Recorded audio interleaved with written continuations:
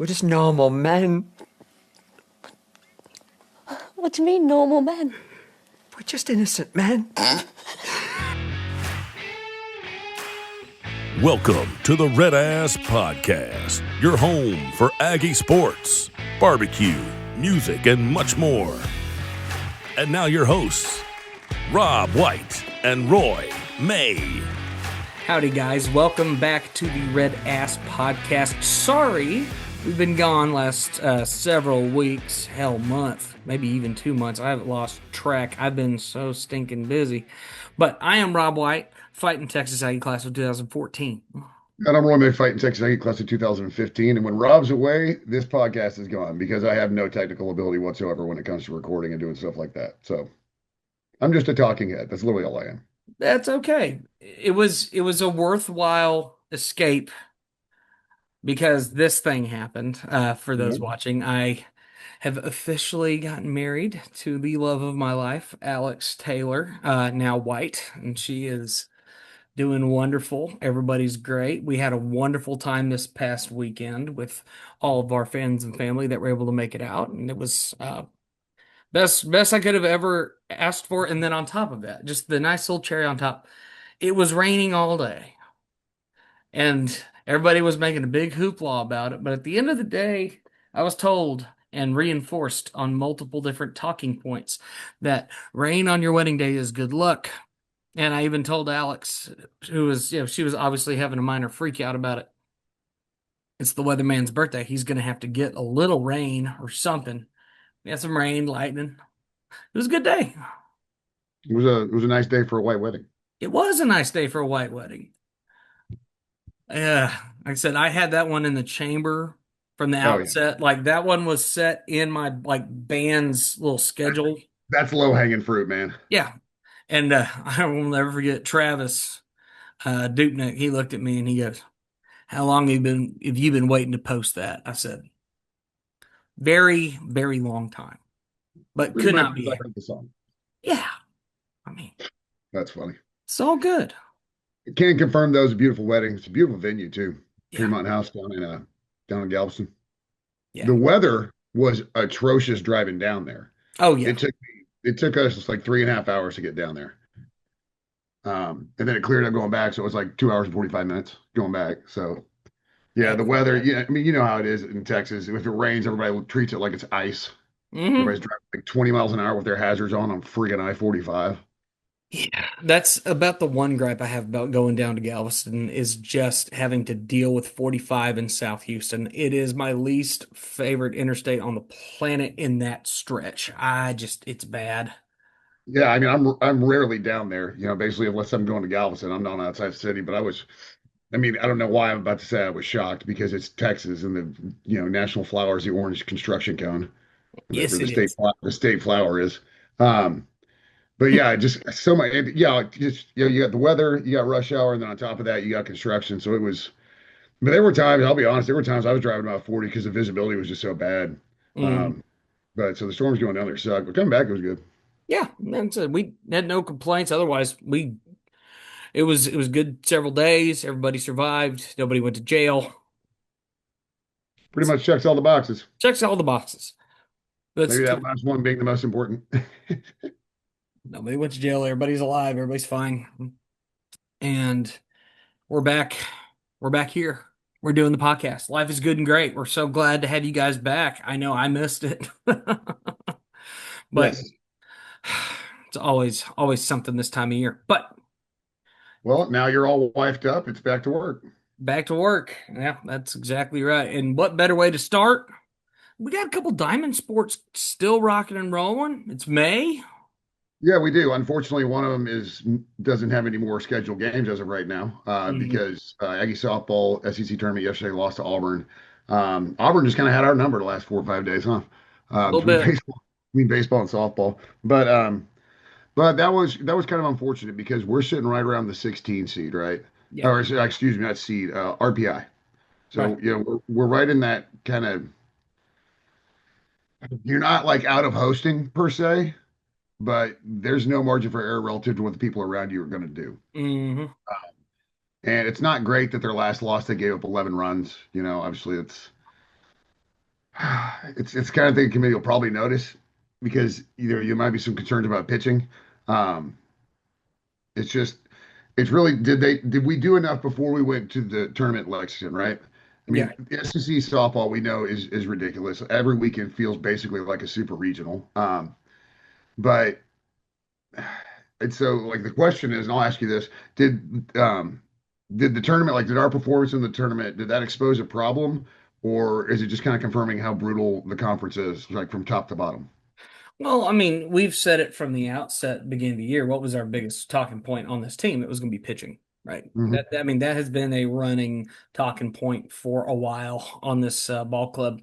I think they're a good team, obviously. I mean, if your RPI in that high, life's not terrible. But obviously, from the hosting standpoint, I can see where maybe we fall down to a 2 seed, end up having to be in somebody else's regional somewhere. We're going to be a problem 2 seed, no question about it. Nobody's going to want us in their regional. Yeah, I mean, we basically be dang near the highest two seed that there's going to be. Yeah, It's just when you get in that 15 to 18 range on RPI, like geography and politics come into play, man. they do. And They so do. They that'll do. it'll just be interesting to me because it really. And just talking even beyond Sunday selection, whether we host or not, can our offense stay consistent enough to make up for the inconsistency in the circle? And again, this is the same thing we've been saying all year long, right? Mhm. And for a while, for a few weeks, it kind of felt like Trisha Ford was pushing all the right buttons with the pitching. Sure. Um, so it's just it'll be really interesting, once we get into the tournament, regardless of whether or not we're hosting. Obviously, you want to host, Yeah. but just to see if the offense can keep rolling and will keep kind of keep carrying the pitchers' rucksacks a little bit, taking Mhm. some of the weight, take some of the weight out of their backpacks. Mhm. Um, so that's the biggest question for me. But I'll be really curious to see how the seeding goes tomorrow, or excuse me, not tomorrow. It's Thursday. What am I talking about? I But wish the week was already over. I'll put it that way. well, and it's unfortunate that you've been on the slide you've been on because I mean, overall we've been doing very well, right? I mean, you sweep Mississippi State, and then all of a sudden you come into a tough series with a good South Carolina team, lose 2 games by a total of 3 runs, then Yeah, turn that was a around brutal and, series. and you take down Oklahoma game 1 and proceed to lose once again by a total of 3 runs over the next 2 games, and that's so unfortunate because that Saturday doubleheader, you just have to take one and the entire perspective changes. Oh, yeah, you win a series against Oklahoma. It doesn't matter where you do it. Um, Yeah, Yeah, that game one was great. I just thought it gave so much momentum heading into the rest of the series. And like you said, and they're tight games though, and the committee they see were. this. They understand that for the most part, we're not going out there and get our doors blown off, right? The South Carolina series was just the biggest disappointment for me. Sure. Obviously, you want to win the series, but you sure as hell can't get swept. Not Well, not against South Carolina, man. They well, are. fortunately, we didn't get swept, but Yeah, still not great situation wise. yeah. You need to win. You needed to win that series. I think either winning the Oklahoma series or winning the South Carolina series, I think changes the narrative, right? I think so. Either one of those, honestly. It's not just that because OU's a bigger name and a bigger target. I think, if you just gone on the road against a team that's down in the standings, and been able to win that series, I think it would have changed a lot too. Just because again, like you said, it kind of felt like a slide a little bit, right? Yeah, especially over the last several series. Plus, then you lose the Auburn game in the tournament, and that's a trend in the wrong direction, maybe for the committee, especially towards the end of the year. And if we've learned anything about these committees, it comes down to the fact they're people, and people tend to have recency bias. It's just something that exists. So, Yeah. if you have not been performing as well, it's not like the full body of work that we want to see. It's going to be, well, you weren't able to pull off that series on the road at South Carolina. You weren't able to take advantage of momentum against Oklahoma. And then on top of that, you get bounced immediately in your conference tournament. Why do you need to be a host? And that could be Yeah. an argument. No, well, I think that absolutely will be the argument, quite Sure. frankly. And like you said, it's recency bias, but at the end of the day, they're obviously in the postseason. That's unquestionable. Yeah. It's just whether or not we're hosting. And if we're hosting, we're probably going to be, the 16 seed, but still, Tough you'd place rather to host. be. Mhm. Yeah, you'd always rather host. That's not even a question. So yeah, I'll But just then be, again, I hate being in that 16 range because even if you do get that regional, all of a sudden, who you paired with? You're well, playing yeah, against. Yeah, yeah. You're probably heading to Norman. You're probably going to one of those, which I think if you find yourself as a two seed, maybe they slide you around to a slightly more beneficial range in terms of where your actual regionals at. It may actually be a better path. Yeah, it might be a better path, but still, you always want to have the advantage of hosting. Sure. Yeah, I'm firm believer that no matter what you want to host, even if you're the Sure. 16 seed, because in theory, it's kind of chalky as because Mhm. if you look at like basketball tournaments, the women's tournament is all chalk. Right. It is every year. Softball is not far off. So you're going to have to play that team anyways, right? At That's some true. point. At That's some point. So, and if it's OU, then I mean, you can beat them, yeah. right? And you're playing with house money anyways, because It's I think because the pitching was a glaring enough issue sure. going into the season that if you make it to a super regional, I think you can call it a successful season. Obviously, you want to make it much for you want to end up in Oklahoma City, but Right. if But you end over up in a super regional and you play the number one team and you're the number one seed, then you know Well, and nobody. overall, over the course of this season, I mean, especially as like you can look back at the series that you played and against the competition that you've had, right? You took care of business against a good LSU squad. You only took one game against Texas, but very, very competitive games, all three of them. Georgia, you do the same thing, except in that case, you win that series, which is always nice. Um, the ladies have shown that they have the ability to do so. It's just going to be a matter of which Aggies tend to show up Yeah, and which pitcher shows up basically is really what. specifically. That, Yeah. yes, But I mean, the one thing I will say is this year and I understand that OU is dominant, right? The 48 wins on the year. Um, yeah, but like they've got 7 losses because a lot of times in softball, you see these teams have 1 or 2 losses, sometimes undefeated for the season, right? sure, So they are at least vulnerable to lose, right? they There's are. nobody rolling into postseason undefeated. So it's for me, it's an opportunity. I mean, if you get to go to Norman to play them, then right on. You just beat them a few weeks back, at least once, right? You only Right. need to. Yeah, And you're exactly. in a super regional, you're not going to get screwed with having to play a double header. Right. And so that's a plus. That is one area. God, the doubleheaders drive me I tell you what, nuts. between baseball and softball, the weather this year has been ridiculous. Very wet, which I mean that's consistent with the pattern we're seeing just because we are switching from this La Nina to an El Nino pattern, which means they're anticipating a pretty wet summer, and you're already starting to see aspects of that. I mean, even over the next several days, hell, Thursday, Friday, Saturday here, rain chances every day. Actually, rain chances all the way up through Monday, at least of 50% or higher. So I mean, you're talking it's just wet. Yeah, Not crying about it, I but just just can't wet. remember the last time I saw it so many times in a baseball and softball season. Wild. Yeah, it's just been crazy. So many doubleheaders. A lot of double headers. So obviously we'll do a little deeper dive into the actual regional setup and how the ladies are looking next week. That's the Yeah, plan of attack. Yeah, I yeah, don't. we'll do a kind of a regional preview Yeah, um, for next week for wherever the Aggies land. right. And I'll be in town for that because the only show we have next week, we're heading up to Durant on a Saturday. So we will be all set up, ready to go, talk a little Aggie softball action as they're getting ready for the NCAA tournament. We wish them the absolute best of luck once they get there. And we'll see just how it plays out. I got our Yeah, fingers crossed. We'll see what the ladies do. Obviously, they've a lot of players on this team know how to win in the postseason because they've done it.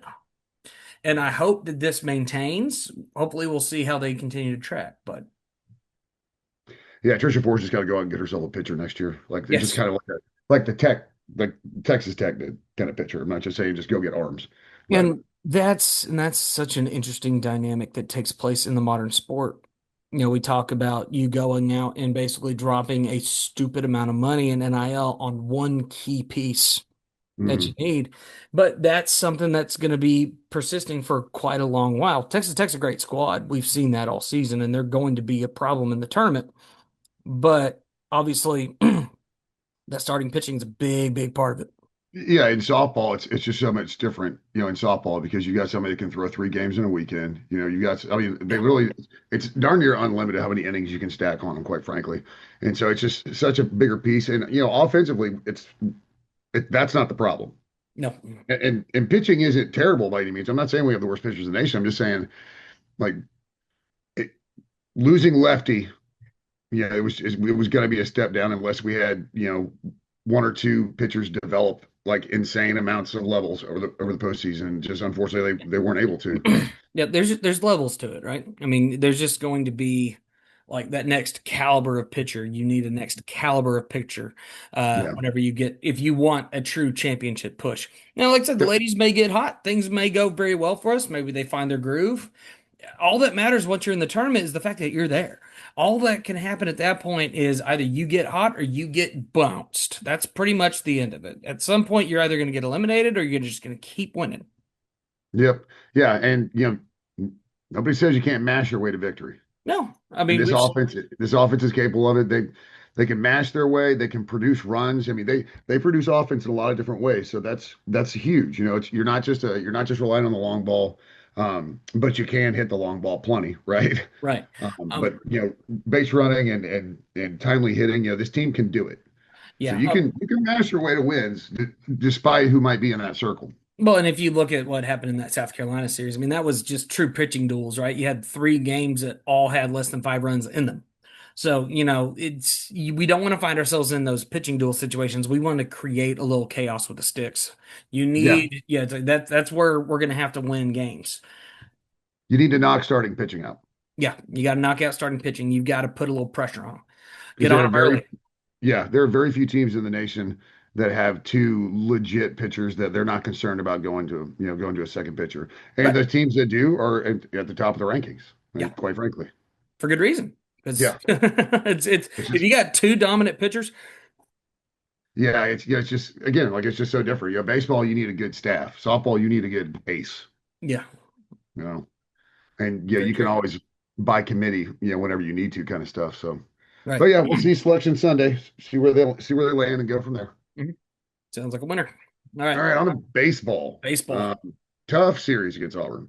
Yeah. Um, And once again, doubleheader got us. yep. But But I will say, and I think it was Kendall Rogers who said this. I couldn't agree with him more. I don't think like that series, like us losing that series, it didn't it didn't give me more cause for concern for A&M. I think it just showed how good Auburn is. well, and we knew Auburn was a good squad, and obviously they're top 10 for a reason. Like this Yeah. wasn't a bad squad this year. I think all three games, obviously outside of the first one, were very competitive. Man, oh man, I'm glad to see that we are finally shaking up the freaking pitching rotation. Yeah. Because Jason Kelly, honest to God, what is the thought process of throwing what has been this season our weakest weekend starter game one? What staff does this? Well, it's the definition of insanity. Yeah. I mean, don't get me wrong. I like Shane Sadeo. I do. And I wish him the absolute best in every opportunity he has. Because, he was such a pivotal part of that 2024 run. He was a big, Yep. we didn't really get to see much of him last year at all. And unfortunately, he just hasn't been on that caliber this year. It's okay. You got to make moves for the benefit of the team, which I'm glad we're seeing finally. But man, when you put yourself in a hole early in these series, it just sucks the life out of it. Yeah, I mean, you're at that point. It's not in desperation mode, but it's close. Yeah, So yeah, looking to see they didn't change it up the way I thought they would. right. I thought they'd move everybody up one, and then like Darden Sunday with Sadeo out of the pen. But Yeah, really, what it means is, I mean, you got Sadeo available basically at any point, yeah. and I mean, Middle relief potentially. he's good out of the pen, man. We've seen that. Yeah, And it sounds like it wasn't, and obviously you don't know what's going on in his head, and they're not going to say anything about it to reporters. But it sounds like Sadeo's on board in the sense like, hey, dude, whatever's going to be best for the team. Like, that's if I need to awesome. be a reliever, so be it. Um, so maybe that sparks something for him. Right. Maybe all of a sudden we establish a role in the bullpen that we don't necessarily have cemented down, even though it's late in the season. It's Yeah. having a big time middle relief guy come in, load up the strike zone kind of thing. So yeah, I mean, obviously, I hope it plays in our favor, but really, this series to me comes down a lot to the Ole Miss pitching. It does. Uh, Ole Miss got some legit pitching. So we've got to get into their bullpen this weekend. And it's gonna be an environment. I mean, every time we play at Swayze, it gets wild. They're Yeah. very, very on top of it. So that's gonna be entertaining to see how it plays. Um, but before I really dig too much into the Ole Miss series, we haven't really talked much about the season. Man, I've been very, very impressed with the turnaround of the team, right? I mean, you sweep that Missouri series, which was very nice to have. You take care of Vanderbilt, Hmm. Texas. Yep. I mean, fact of the matter is, we didn't really get to talk much on that Texas series, but I will say this. That was nice to see. I'm glad that we were able to kind of kick the monkey off our back with the Schlossnagle situation. And now, frankly, I think this is a perfect time for us as a fan base to kind of bury that one. Because at this point, you got your revenge. And you got It'll it. never get buried. It'll never get buried. Of course, it'll never get buried. It should, but it's not going to. I mean, fact is, you take that series, and now we have to deal with it. Well, it wasn't a true sweep because we didn't play 3 games. I don't care. You want all the games. You want all the games you played to sweep. Now, for me, it's never going to get buried because if he had left us and gone to like LSU or Ole Miss or something like that, it would have worn off. But it's Long term, because he went to Texas. I mean, that's it. It's because he went to Texas. right? He goes anywhere else, and there's no problem with that. So I don't think it'll ever wear off, honestly, until he leaves, and I'm fine Right. with it. Yeah. I mean, it's going to be interesting to see how it continues to play. Now, pivoting to the next series, something I thought was very, very interesting. A&M LSU, first sweep since either one of us has been in the SEC against each other. Mhm. First time we had a true sweep. And you did so on the road at the box, which is also something that does not happen very often. They don't get swept at home. No, That program, woof. I don't know what yeah, happened to them. This is something that has to be addressed because God, we had to hear it all last year. Not a soul's talking about it. Preseason number 1, potentially going to yeah, miss the tournament. That's yeah, LSU this year. yep. It happened again, and yet you don't hear any of the same talking points because, well, it's not A&M, I guess. That's a much easier bear to poke than LSU, or maybe it's just I don't know what's going on with it. But regardless, you take care of your series against Florida. You lose that first game, bounce back, struggled with Auburn. Where does your feet land? These last 2 series are not easy. You're on the road at Ole Miss. You host Mississippi State, both of which are going to be vying for a potential regional hosting spot. They're both going to be pushing for it. Hmm. Yeah, I think you bury that for Ole Miss this weekend. I think Yeah, the Aggies go. I think the Aggies go in and win the series. I think they bounce back from the Auburn series.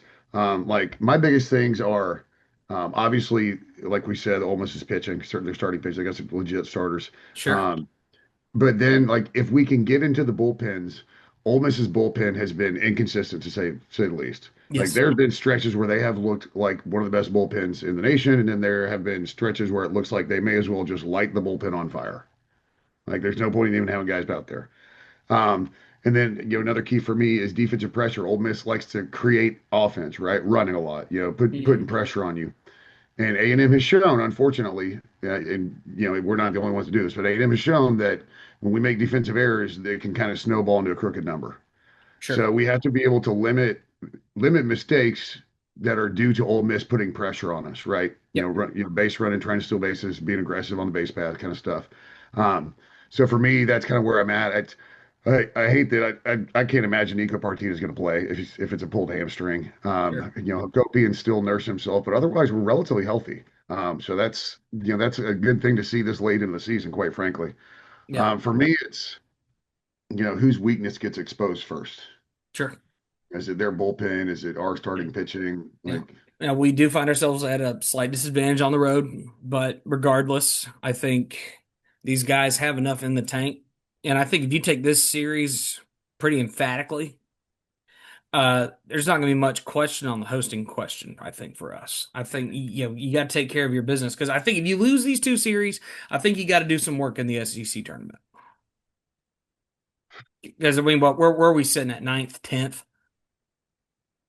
I mean, you lose these 2 series, I think you're still hosting as Maybe. long as you win, win like one in Hoover, but I don't see them losing both these series. That's my thing. Me either. But They've been they've been so good on the road this year. they have. So and I get that Ole Miss is an insane environment. Like, bro, every place in the SEC is an insane It environment. is. Minus maybe Florida. Well, and let's talk environment for about 2 minutes here. You had a top 10 matchup in Austin this past week. Where the hell was everybody? Yeah, that was nuts. Don't get me wrong, I understand that rain's a factor, but that obviously didn't affect us. It looked like a Tuesday night game. It did for 3 games. It was insane. I Yeah, for don't the entire weekend. like. I truly, and I think the ultimate irony is just the amount of stuff that comes out in these talking points about, well, there's this factor, it's just constant excuses. Well, it's excuses. I'll tell you right now, there's no excuses in baseball for me because the stadiums are so small. They are. I mean, hell, their stadium is what, maybe 500 seats more than ours, tops. Yeah, college stadiums are just not that big. They're not big. They're not hard to fill up. No. And I mean, for the love of God, you take Mississippi State. Mind you, how big is Starkville, Mississippi? 24,000 people-ish, depending on the year. That Is it that stadium big? holds that stadium holds 13, 14,000 on a big weekend, Yeah. and they fill it Yeah, every time. I don't want to hear it like, oh, well, they got nothing else better to do. No, you clearly don't have enough better to do to support your team, obviously. Like, Yeah, the whole there's it's awesome. There's cool stuff to dude, you're either a fan or you're not. yeah, you show up or you don't. Yeah. Don't be a fair weather fan on this front. Like, the only reason I haven't been out at games is because, God, we've been freaking busy. I can't even peel off to go to games much right now, and I'm definitely gonna have to skip out on something next week, unfortunately. And even if you can, like, kind of good luck getting tickets. Right, they're not exactly cheap here, but still, people buy them and they show up and they're there. Yeah. They support. They actively support their teams. And I think that's my biggest gripe. It's like, if you are an active supporter of a team and you're going to be loud about them online and all this other stuff, if you have the ability to go to the games, go. Yeah. Why wouldn't you? Well, and you can't just sit there with a half-empty stadium and talk crap about any other fan base, period. Like, you really can't. No, you can't. There was one thing that I thought was very funny. And it was in regards to a comment made, because there's been the turf argument, right? Because Oh, yeah. God, we love the turf argument when it comes to baseball. I hate turf on a baseball field. I never liked it. That's one thing I will give the Houston Astros a ton of credit for. Hey, it's an indoor stadium. They're still playing on grass. Yeah, I don't think turf should be allowed in baseball. No. And according to what's happening is they're changing up some of the turf issues at Texas, but they're not removing the turf. And apparently what Chris Del Conte had to say about it was, here's the problem. The facility used to be AstroTurf, hard as a rock. We've never had grass there. It's the coldest place in America until about May. It's freezing. The overhang creates such a huge shadow, you couldn't really grow grass without heat lamps. This dude just said Austin was the coldest place in America. He's such a moron. And yet, Nick McKenna, in mid-February, has the best baseball field in the country in February. And we're only 90 miles away from the coldest spot in America. I'm just shocked. I'm shocked. Shocked any of us have grass. It's incredible. Yeah, What a stupid talking point, man. That is unbelievable. It almost felt like he got completely caught off guard with the question and just started talking without thinking. Yeah, like there's nothing logical about that argument. Fact is, you don't want to pony up money for actual grass facilities, and that's fine. Say that. Yeah, just say it's cost effective the way we do it, and we're going to stick with it. That's fine. Just own it, but You say we'd rather put money towards other facilities. Just say it. Just say it. Because the problem is, I'm a firm believer that if you are south of the Mason-Dixon line and you have turf, you are doing it wrong. Yeah. pretty much. You've been doing it wrong forever. And that's fine. That is the last I'm going to make about Fields. But Well, we were talking about, hopefully not having to make any noise in Hoover. So I want to switch gears and talk about the ABS that's going to be in Hoover for the SEC tournament. For those of y'all that don't know, it's automatic balls and strike system. Um, each team will have three, I believe it's three challenges, but if you challenge correctly, you retain your challenge. So that's how they're going to set it up. Heard Coach Early talking about. They asked him about it in an interview. He's all for it. His biggest thing is and I'll just kind of regurgitate a little bit what he said. The SEC is doing everything that it can to make baseball as close to the majors as it is, and the SEC is probably the closest of any conference. It's probably not even close, but like by far any other conference as close to Major League Baseball. And he hopes they keep implementing more and more things about the Major League game into college, so these kids are more prepared, right, for when they get to the big leagues. So the only thing he doesn't want is the three pickoffs to first rule. For some reason, he apparently thinks that's the dumbest rule on the planet. Like he mentioned it a couple of times. He made a point that he did not want that rule. sure. But thoughts on the ABS? I'm fine with it, strictly because we've seen how it's been implemented in Major League. I don't think it's that big of a slowdown for the game. I mean, we've seen it. It's a pretty quick system. And Yeah, it's not judgment replays. no, and I think the most important aspect of it is the accountability front. Because one of the biggest talking points this past weekend, not just for us, because there was like one call in one of the Auburn games that didn't go our way. There was a lot of calls. They were actually just showing the heat map of the pitching that took place in that Mississippi Texas series. Holy cow, that zone was all over the place. Fact is, we need to keep those guys accountable. Well, and we don't. But here's what I want to see, and I don't care what team it is. I don't care what game it is. I don't even care if it's Schloss, quite frankly, that does it. But I want him to get like 12 or 13 challenges correct in one game because you retain your challenges, right? I Exactly. want I want these umpires to be absolutely exposed and embarrassed to how bad they are at balls and strikes. Yes, sir. Like I want some manager out there to literally challenge almost once, maybe twice an inning, and get them right every single time. Like literally get them right every single time. And so just the whole world, like I can already see the sports or like the SEC network like clip of that, with the little counter in the corner. Like here's the first one that got wrong. It's two and three and four and not five, not six, not seven. Like the officiating in the SEC across the board in every sport is Terrible. so it's like an inverse relationship with the quality of the athletics. Yeah. It's been a talking point for years about how piss poor we And have nothing's been seen. done about it. No, piss poor officiating across all sports. All sport. It's universal. We have had this problem. So Mind-blowing. I think ABS is a fantastic addition. I think it's going to be perfectly fine in the tournament, and I think that's the best way to implement it early to show, hey, this does work. Now the question is going to be, can we pivot? Because I guarantee you they're not going to apply it to the NCAA tournament the next week. So we're No, just going to have to get used to that. Hopefully it proves its worth, and then it can be implemented nationwide. yeah, it needs to prove its worth, and that's the biggest thing. Like we need a lot of challenges that are positive, they're correct, right? They challenge it, Yes. and we need a high percentage of one challenges to prove that it's helpful. Early was talking about the technology coming into sports, everything. Pretty soon everybody's going to have Hawkeye, which is great. And this will probably be the next one to come in after Hawkeye. Problem is, it's implementing it, and it's a money thing. It is, Not every program has the same amount of money. So which makes me think of something interesting. But I'll let you finish your point. well, it's just things like that to implement them. It just takes longer because schools have to have them. Now, for me personally, I think conferences like if the NCAA says, "Hey, we're going to do ABS," or we're allowing ABS, the SEC obviously would jump all over it. And Yeah, then the ACC probably will. The Big Ten, like the big conferences, will do it because they don't want to be the ones not doing it, right? right. Because it does change.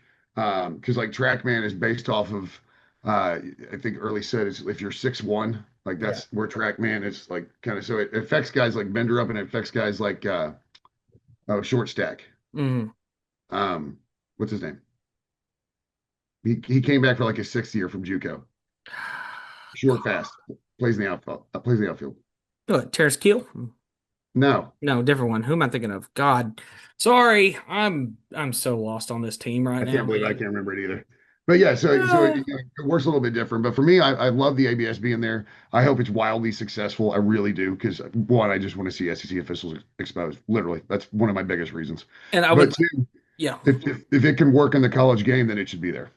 I agree. The only issue is going to be, can it be implemented at all conferences, all levels? Because at the end of the day, we have seen a lot of these teams that come in to come play. I mean, they're playing in smaller than high school stadiums sometimes, Mhm. so maybe they don't have the ability to do so. That's where the issue is going to come into play from, I think. But that's where you see the difference in football and the review systems in football and the way they operate, because you're already at this upper level of college football action that is separate from what is FCS in this case, right? Which all of that's still technically D1, but the smallest FCS team in baseball, I don't know if they're going to have the ability to do it. Yeah, but here's the thing: when we go play on the road at some places, they don't have instant replay. I mean, No, so some people have it, some people don't. So I exactly. That's the mean, other side of it. so you don't have to. So maybe you don't have to necessarily implement it across the entire sport, but you allow it across the sport. And if one major conference doesn't, I would be willing to bet it'd be the SEC to pull the trigger first. Immediately, yes. The other Power Three aren't gonna, sit on their thumbs and be like, No. well, no, it's not gonna work. Like you have to do it. It'll be reactionary at that point. And the Pac-12 is going to make a splash now that they have reorganized into what it is now, essentially a mid-major conference of its own making, but it's there. Yep. So it's going to be interesting to see how all that shakes. But this goes back to something on the review front that I think needs to be implemented yesterday. And I don't understand how this would be any harder. We're going to pivot sports. We're going back to football for a minute. Okay. So we still have to rely on a freaking chain gang and cameras. Put a chip in the football. Put two chips in the football. Hell, three. I say you put one in the middle.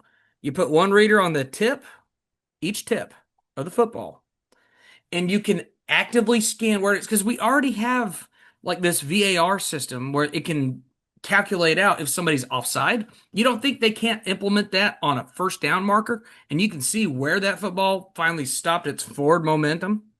Well, it's not VAR. What's that system called? It's specifically for the goal line. Right. I'm trying to remember what it is. Like I think it's similar to, whatever that technology is, needs to be implemented in football. yes, and you set it right at the front of each end zone. You set it along the sideline, and you set it up to line up with the chain gang. Whatever you have to do, that would be an easy fix, and we don't have to worry about any of that. They can just check it immediately, go, oh yeah, they got a first down. Yep. Moving on, right? And we don't have to sit here and worry about a chain gang, have to sit here and huddle up and try to strategize. If it's just an immediate boom, yeah, it's a first down, moving on. Yep. I feel like that's such an easy fix. It's $1 million, $1 billion idea that somebody needs to jump on now. But Well, I mean, it already exists. exactly, just implement it. Yeah. Um, Sheesh. one other thing. Oh yeah, we can kind of wrap up talking about this. So the basketball tournaments have expanded to 76. Is that What do right? we do? What are we doing? What are we doing? What are we Exactly. doing? I didn't even like the play-in games when they introduced them. No.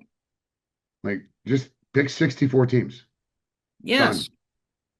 Well, And then and you've got the AFCA coming out talking about that they wholly support a 2014 playoff, and they think conference championships, should be obsolete. mhm. I mean, not that they get a vote on it, but I think 24 teams in football is ridiculous. Like, what are we doing? What are we doing? Like, college baseball is like the only one with sanity left. Yeah, well, and it's ironic that that's the one that ESPN just does not want to put in any effort to. It's fascinating. I don't understand it. Like they've been posting about it more on their socials, but you go to the website, like trying to navigate college baseball is hell on ESPN. It's a nightmare. It's absolute nightmare. And that's where, honestly, I have to give full props to Kendall Rogers, D1 Yes. baseball, because they did the groundwork that ESPN refused to do. And Yeah. eventually, what's going to happen is they'll either get bought out. ESPN comes run along at them. But if I'm Kendall, I'm holding on to D1 baseball as long as I possibly can, because you've done that for baseball and softball now, and Yep. it's awesome. I love the fact that they are kind of the default rankings. It's the default Yeah. analysis. People know because they put in the groundwork to love college baseball. Well, and they continue to put in the work. That's the thing. Yeah. ESPN basically rolled out the app and they're like, all right, that'll do. And that was what, 10 years ago? Yeah, and I feel like the college baseball, like if you go to the college baseball tab, you have to scroll. There's nothing organized by conference. You just have to scroll and pray that you find your game. Now, me, obviously hop on the A&M app. I can just click in, find the game. It has live everything going on. That's fine. But if I want to see what everybody else is up to, I can't sit here and just, all right, how's the rest of these SEC games going? Oh, I can't find it. Let me scroll. All right, let me go get past Lipscomb and whoever. Let me get past Coastal Carolina and whoever. Okay, finally. Okay, Tennessee's beating LSU right now. Woo. But it Yeah. takes you way more time. It's stupid. Yeah. No, it's ridiculous. But But yes, I agree that the tournament expansion is unbelievably stupid, and we have just we jumped the shark. yeah, We jumped the I think shark. I think if they expand football, it just needs to be 16. I don't know why they're going to go to 24. Go to It's 16. You get 16. two. You get 2 rounds at home. So I don't know. Whatever, man. Please, because I mean, do what the people want. People want home games. Home playoff games are such a cool idea. I'm glad we got to host one. It sucks that we lost it, but I'm so happy we were involved.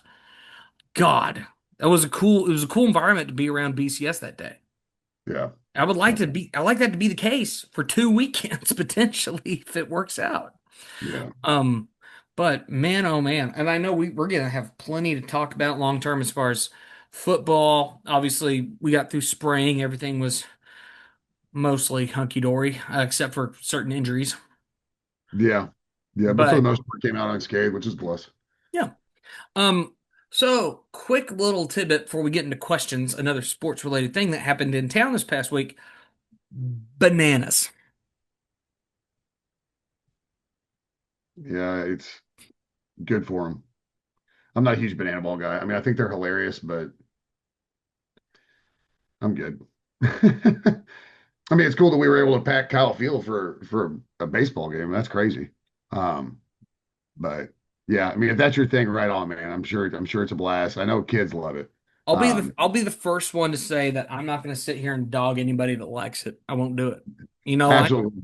No, The re it's just not my thing. the reason why I won't dog anybody that likes it. What are sports supposed to be at their heart? It's entertainment. Entertainment. It's Yeah. entertainment. That's purely what banana ball is. I don't go to those. I don't watch any of their games with the intention of being like, yeah, let's go tailgaters. Yeah, let's go. Whatever. No, I'm just more locked in on the entertainment aspect, and that's what it does well. That's what it's done well from the outset. It's gimmicky, it's funny. Yeah. It's got cool interactive rules, like the whole idea of like if you catch a foul ball, it can be an out. Like that's hilarious, and I love it. Yeah. It's like the Globetrotters. Like once you see them Yeah, once, it's gonna like,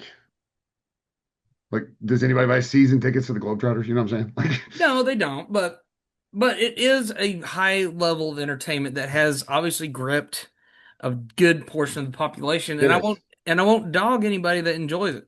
Like I Now, said, good on them. I do put it in a separate category because it is just pure entertainment. It's pure entertainment. Yeah. Obviously, when it comes to the college athletics, it has been so established, and of course, professionals. But when we're talking college athletics, these teams have been established forever, and the intentions and the championships, there's money, real money that's involved with all of this, and it's very important long term to see your team continue to progress and grow. And that's one thing I will say about this A&M program. It's been nice to see that A&M baseball has been on that upward trend, especially over the last time frame since I've been following them. Gotta like their long term shots at making big splashes. And we're going to see it in football too. I mean, football's about to reload. Football's about to reload. Jamie already reloaded in volleyball. Men's basketball, I think, is upward trending. Baseball and softball, quite frankly, ever since Trisha Ford arrived. Yeah. Um, it's yeah. The only question mark right now is women's basketball. Honestly, of kind of those big six sports, basically. Yep. Yeah, that's really the only question relative to what's the future of the program look like. But Mm-hmm. everything else in athletics right now, just it's very positive. Absolutely. So in regards to our questions we had, one we just answered. That was from Loudest 12th Man. He asked, were our thoughts on the 76 team format? Yeah, here's my thoughts. And then thoughts on the new eligibility rules. What is it? Five to play four, right? I think that's what it Well, they was. haven't implemented it yet, I don't believe, have they? I don't think so. Yeah, I think it's just discussion. Part of me doesn't have a problem with it whatsoever. Okay. 5 years to play four, I think that's fair. The way they word it's real weird, like bringing in the 19th. I don't know what they're talking about. Uh-huh. But yeah, I'm fine with it. I think five to play four is completely fair. I think the only exceptions can be medical. That would be my caveat. Like, you know, if you redshirt a year, that counts towards your five. If you medical redshirt, that doesn't count towards your five. That's my only thing. That's fair. But here's the problem. Like, what does that do to BYU? Do you give BYU exception to policy? If you do that, well, now you're favoring or treating one specific thing differently, and you're bringing in protected classes, and that's where things get weird. Hello, Notre Dame next year. This whole new rule about them, like if Yeah, they're within a, but that's got nothing to do with their eligibility, and that's not because they're Catholic. It's because they're Notre Dame. which is equally stupid. No, it's completely stupid. But but that has nothing to do with their religion. But obviously, yeah, well, not just BYU, Utah, deals with it as well, and really Yeah. any program that has a kid that's Mormon, has to go on his mission. Um, do we make an exception for Mormons? Because if you do that, then you're ruling against a protected class kind of thing. Like, Right. It's going to be interesting to see how all that shakes out long term. Where the courts come in. well, I think maybe the Mormon church just has to be like, all right, well, if you're on scholarship, you can do your mission afterwards. Just why not just do that? That makes way more sense. But logic. Yeah. Not very strong with a lot of people. Oh, okay. Jonna had a question for us about who was a dream person to watch an Aggie baseball game with. If you could watch the Aggie baseball game with one person, who would it be? That's a really good question. Yeah, I want to say somebody like Chris Burke because he is so flipping knowledgeable about baseball, yeah, but at the same time, I feel like he wouldn't shut up. You know, um, might be fun to watch a game with Kevin Costner. yeah, sure. That'd be fun. Knowledgeable about the I'm team. gonna keep it pretty local. If I get one guy to go just sit at a game with and just sit here and talk baseball because I miss the man. I love him to death, and I wish he was in the ballpark more often than not. It's Rick Hill. God, Oh yeah, I'd love to drag Rick Hill out to the game and just talk about what we know and what we love about Aggie baseball and what we've loved about it in the past. that'd be a Because good one. no disrespect at all to the modern ballpark. I'm a big fan of a lot of the tropes that have kind of come out in the last several years. The ballpark is as energetic as it has ever been. It's been awesome to see. I mean, they put on an absolute showcase against Texas. I mean, I saw video from all different outlets highlighting just how cool the environment is at A&M baseball. Hmm. But it is different from the one that I grew up with when I was in college. So being able to sit down with Rick Hill, that'd be fun because that's a nostalgia trip for me. I love Rick. He's good people. Yeah, that's a good one. Okay. Um, okay. And a couple other things. This was from our buddy Garrett Smith. He did fire in a question and a comment. First question was, what were your favorite moments from our sweep over Judas? I would Mm, say, honestly, my favorite moment was in game one when you had the ball five chant going and Childress and comes walking it out went directly to booze. and it goes straight to booze. That was Yeah, peak cinema. top moment, Top 100%. moment for me. That was awesome. I'm so glad that the ballpark knew the assignment. They kept it relatively family game from what I heard. There wasn't exactly a whole lot of actual fisticuffs or anything crazy going on in the stands, which is Yeah. excellent. That's what we want. But on top of that, it was just way satisfying. Just you kick the monkey off your back. You can beat them. You proved you could beat them. Go do That and the that. pineapples behind Sloss. Oh, They were positioned so perfectly that you saw them every time. Perfect. everybody just it was peak. Everything about that weekend was, Everybody up their game for that one. you know, if we accomplished nothing else this baseball season, that was awesome.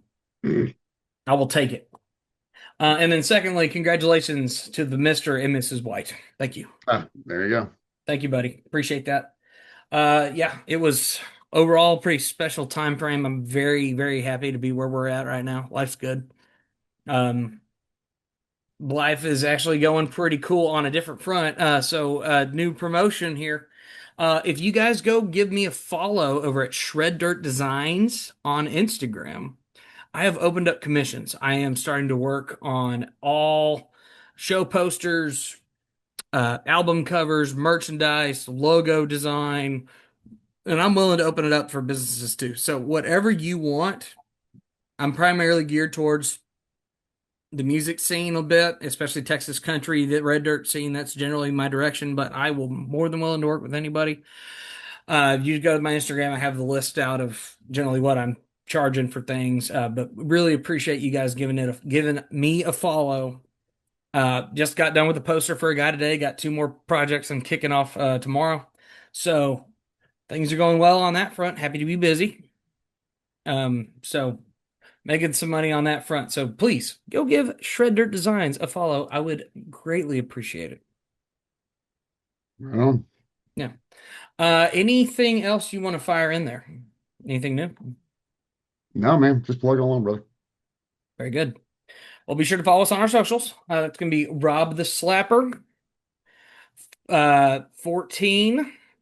No, it's just Rob the Slapper. I always say 14 at the end of it. It's Yeah. stupid. Rob the I don't know Slapper. why. Be sure to follow Rob the Slapper on both Instagram and X. Be sure to follow Roy May 15 on X, Roy May Jr. on Instagram. Be sure to follow the RedAss Podcast. Give us a like, give us a comment on YouTube. Subscribe, hit the little bell icon so you know when we're uploading. And I promise I'm going to do my absolute best to make sure we're not having big stretches like this where we're not uploading. Life Obviously, we're coming up to, yeah, life happens. Summer's going to be a little slow per normal, but excited that we were able to get this one going. Glad y'all had a chance to check it out. And Get geared up for postseason baseball and softball. yep, geared up for postseason. We're very excited for all of the athletic teams that are still rocking and rolling. I am Rob White. This is Roy May. We're the RedAss Podcast. Take care.